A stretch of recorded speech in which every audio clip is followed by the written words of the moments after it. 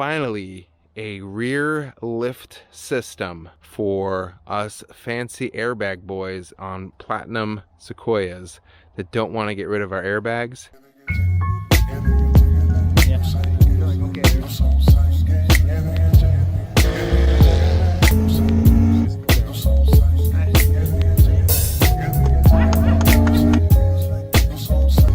Stop it. We're not saying that on camera. We're going to be installing a lift kit on the rear airbag suspension of a 2013 Platinum Sequoia.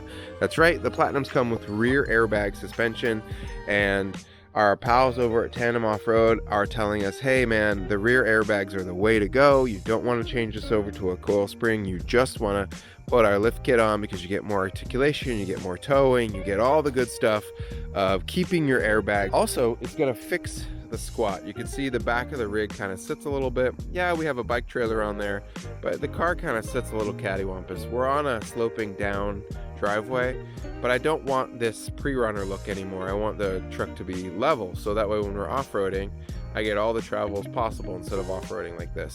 So let's go ahead and throw that on and get to business.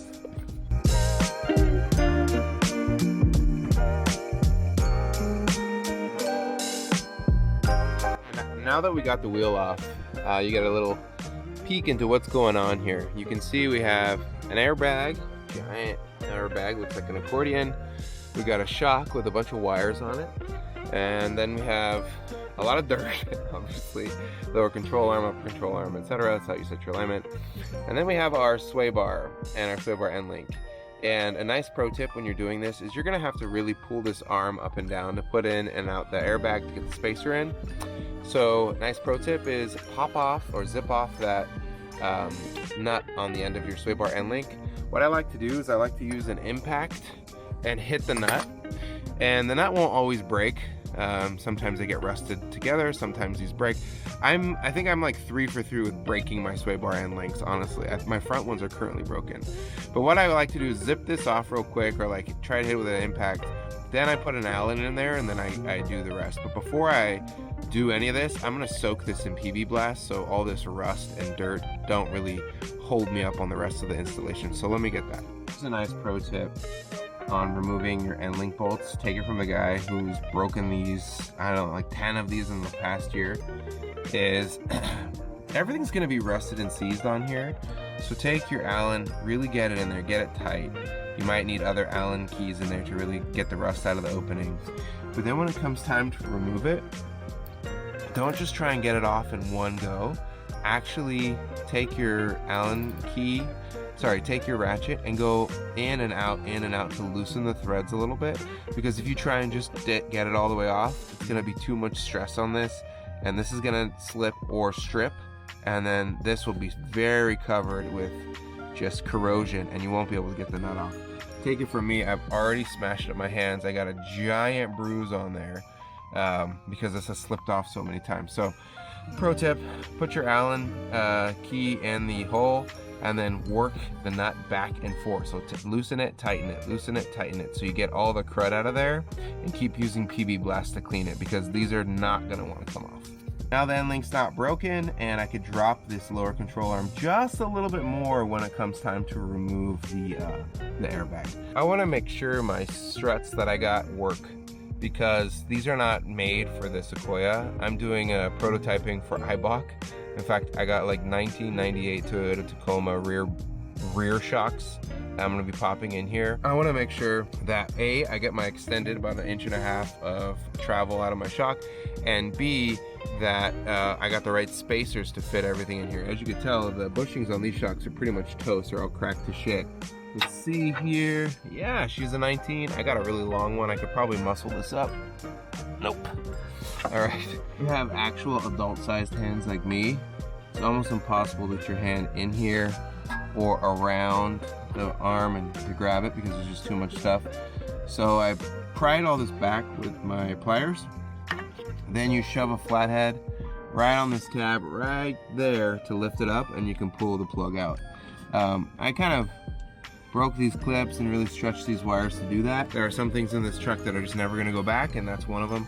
And now all I gotta do is just soft mallet this back so it doesn't rub on my tire, which would be super duper easy to do.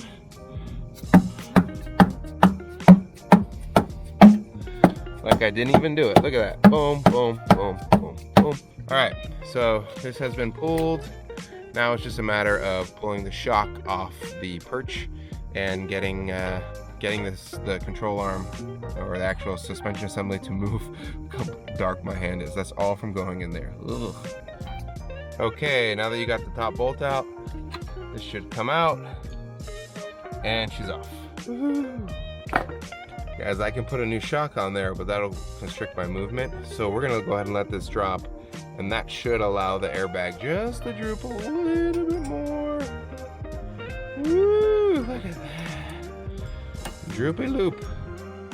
That brings us to the back of the car, and I've never taken off airbags before, but this one looks to be missing a clip here, and it looks to be missing another clip on the other side. But the first thing you got to do is pull the airlines, and there's a little airline thing here that you can pinch and rotate. I'm not sure how it works. Let's see if I can get it. Pop the fitting away from the airbag, and you can see it's very rusted inside there. And so what you have to do now is once you pull it out, you rotate the fitting. Oh, dang. You rotate the fitting 90 degrees, put it back in the airline, and pull everything out, because the plastic in the fitting will help pull out the airline. Okay, we're at the part where it's time to remove the airlines. And my airlines on this thing are rusted, stuck, right? There's no way I can get that off. But what I could do is I could pull the airline from the distribution valve up here. And the way you do that is, I'll put this back in just so everyone can see. The clip is gonna be like this. It's gonna be, it's gonna be like 180 across, right?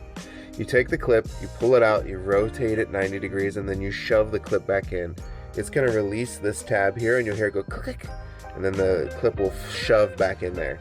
Then once you feel that click, you can pull the line out. Once you pull the line out, all the air will go out of here. And as the air deflates, the arm will move up because there's no air in here. So then, now that I know the arm can go way down, I'm just gonna leave the airbag in the top up here. I'm not gonna undo it. I'm just gonna leave it be. And then I can unbolt this bolt here, put my jack to support my arm, and then I should be able to pull the arm all the way down and slide in the tandem spacer. Now, there might be a different way of doing this, of removing the airline from the top here. I'm actually pulling the airbag out, putting the spacer in, and putting the airline back in. But I can't do that. I can't do that. It won't come out. It's frozen stuck. So I'm gonna put this clip back the way I found it. No harm, no foul over here. Put everything back to normal. And leave this undone because I needed that airbag to compress, and I'm gonna unbolt it from here and try and get the tandem spacer in the right spot.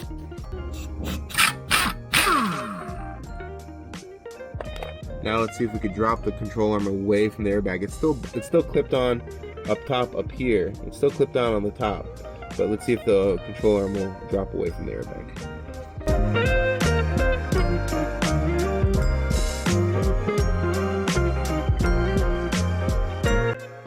Okay, update. You don't have to do what I did, but I couldn't get enough droop to drop the lower control arm because I just can't get this bag out. So I unbolted the bolt from the upper control arm, which is this behemoth of a bolt.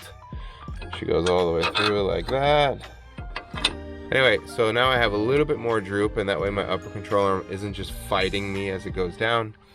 Then the lower portion of the bag, or at least the bracket, is now able to be lifted out of the lower control arm, and there's no air in this bag, so you can compress it pretty easily.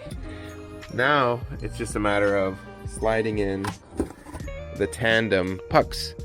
Okay, I got the spacer here, and the airbag kind of tilted up and around. It's deflated, so it can kind of sit like this.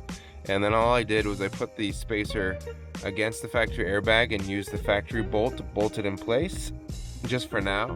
And then I'm gonna try and slide everything into this cup here without having to take too much off. Again, it's just me. I don't have too much assistance, so I should be able to do this just with one hand. Put the spacer into the cup there, and then once everything's in, I can put the upper control arm back in place and then start to put everything back together. This is going to be kind of hard because you can see the clearance. It doesn't want to give you too much clearance when you do this, but I think you should be okay. One thing to note is if you look at these spacers, this little notch here faces inward instead of outward. And the way you know that is because the arm will be sitting like at an angle, a little bit more angle out, but the bag will be even. You can see how the bottom's angled out. If you put the D or the notch or C or however you want to look at it this way, then the bag won't sit right. It has to sit to match the angle of your lower control arm, and then the bag will be level. So I actually put that on backwards. There's no in or out signs here, but I'm going to rotate this around so the C faces in and matches with the other hole on the other side, and I think we should be okay. Now that we got the Allen bolts off, it's time to take the spacer that's now mounted to the airbag, put it back in the lower control arm, and I'm going to try this by myself without help. Really, you just kind of muscle it in, and it'll go. Alright, it helps if you have your lovely fiance's foot to help push down on the lower control arm. So we're going to have Emily give me some assistance, and go ahead and push, babe. Just constant pressure, doesn't have to be hard. Alright, let go, yep. And she got it on. Fantastic. Now you're going to use these guys underneath to isolate everything in place. We are under the car, and you can see I have these bolts here. So what you're going to want to do is find the holes in the little puck that match up with the holes in the lower control arm. And since I'm doing this one-handed, it's going to be a little bit harder than normal, but I think I see one. Let's see. Maybe I can rotate it a little bit, give myself a better view. Here, let's do this. I'm kind of making it hard for myself. Alright, you guys might see my big old head in the way, but that's fine.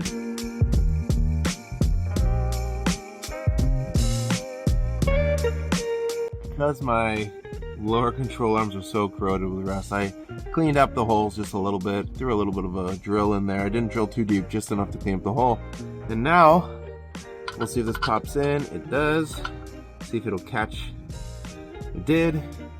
And then now we can tighten these up by hand, of course, and then we can crank them down.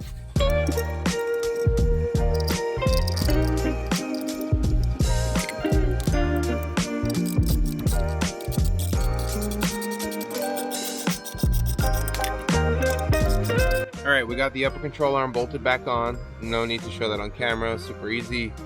Got the bag in place with the spacer on. Got everything bolted up underneath. And now it's time to put a shock on. And I can probably release this. This doesn't need to really hold anything anymore. There we go. And so I'm going to be testing out these Eibach prototype shocks. These are from a Toyota Tacoma. In fact, I'll give you the exact ones they are in a second. They say it on the box. And basically, they're the exact correct diameter for the bottom mount here, and the correct diameter for the top mount here. If you're going to be installing a lift in the rear of your car, you have to install a longer shock because you're basically extending the travel of one position but not the other. So this shock should give me about 1.5 inches to 2 inches more. It's longer than the factory shock, and so I'm going to go ahead and grab the box and show you exactly what shock this is. You can order them direct from Eibach. I overnighted these shocks to my house. They were $123 each, and they came to my house in one day. So I know great brands like Elka make shocks for this car, but not everyone does. And so the pro tip is get a lift kit from one of these Toyotas, and let me show you the exact Toyota in the comments below. the iBox part number E6082-006-0101, left rear and left right. But basically I bought two left rears because they're the same length, and they bolt in just fine in here. And it says here, it'll tell you factory, read all instructions, install the rear shock with a dust boot at the bottom. So we're gonna put these with the dust boot at the bottom because that's what iBox says. But I mean, if you want to be fancy, you could show the dust boot on. We'll just do it at the bottom just because that's exactly what they say. All right, we got the bag all bolted up, the upper control arm bolted back in place, and I threw on the prototype first gen Tacoma iBox shocks with some adapters that pop into the shock here. The bolt's in place, and now I'm just gonna zip the nut back on and zip on the bottom nut and throw back on these sway bar bushing, and we should be good to go. You can see the angle of the bushing's a little hard to get back on. I don't think the sway bar wants to play nice, but really all you got to do is put this through the hole and then put the nut back on it, and that should be easy peasy. The final piece that we're gonna have to do together here is the leveler arm, and you can see it here. There's these tabs, and these tabs tell the vehicle if it's level. Tandem OffRoad has a replacement tab that comes out that sets this arm angle, and you can adjust how you want the tab to sit. So what you're gonna have to do is replace this tab with the ones that came in the Tandem kit, and we'll get to that as soon as I button up this shock.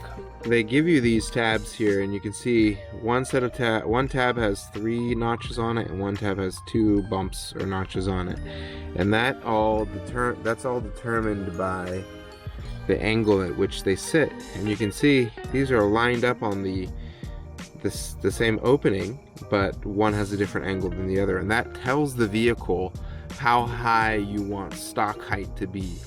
I was talking to Jonathan over at Tandem, and he said the ones with the 2 bumps are the ones that he uses, and they should be good for me. So I'm going to start with the 2 bumpers and pop those in place. They also said that the grooves need to be facing out, not in, and so that way I can replace that little doohickey in there with this guy. Should kind of kick it over like that, and we should be good to go. Alright, you can see the tab in which it's going to replace. This is the Tandem one. Should pop on like so. That might kick this down or up a little angle, but really to remove this, it looks like a 10 here and a 10 here, and then there's a tab. And so we'll go ahead and pop these off and replace with the Tandem Johnnies. If your rig looks anything like mine, you're gonna see that this little nut here loves to get rusted. You can see the controller, little servo here. This tab mounts on it, and it's all rusted in here. So you're gonna be super duper careful when you pull this nut off, not to break anything, not to break the servo. You're gonna have to get a flathead in between here and this bolt to pry it on both sides, and just wiggle it and wiggle it. I lowered the arm back down to the middle position, and I put on the new adapter, bolted it up there. That was rusted to all heaven, but we got it out, and I put this back on here. So now the car basically is going to trick itself to the new version of level. But now we're ready to throw the wheel back on and move on over to the other side.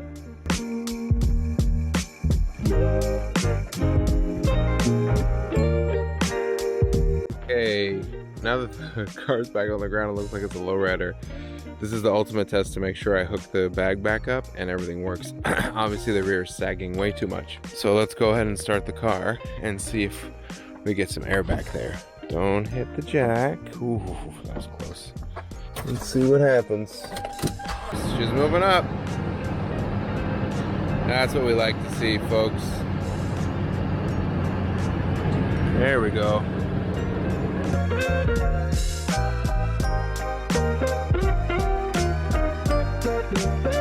Now we have to do the other side, of course, but hey, that looks much better.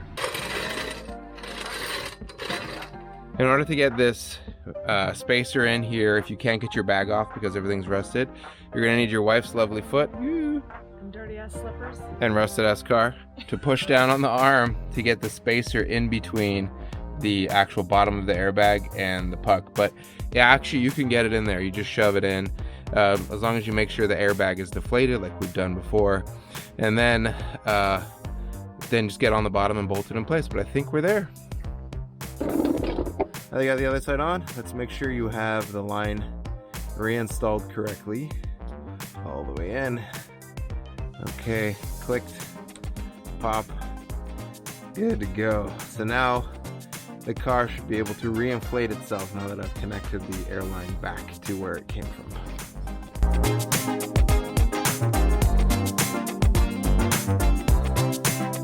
Up. Let's see if she inflates.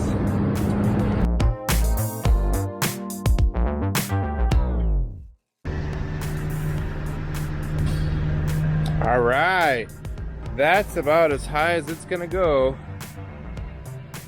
Oof, that looks beefy. I might be able to adjust the tab in the underneath the car to lower it just a little bit, but I think that's gonna be good for now. Wow, she looks very, very beefy now. Oof. The rig looks amazing.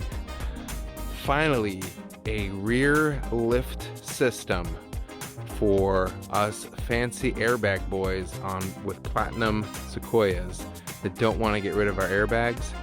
You can finally rock a lift kit front and rear, Eibach Pro Kit fronts coilovers with JBA upper control arms, Tandem OffRoad rear airbag spacers with Eibach shocks, and the rig is ready to rock. Whoa, she looks like a beast.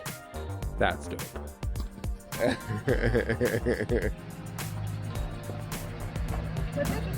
See you later.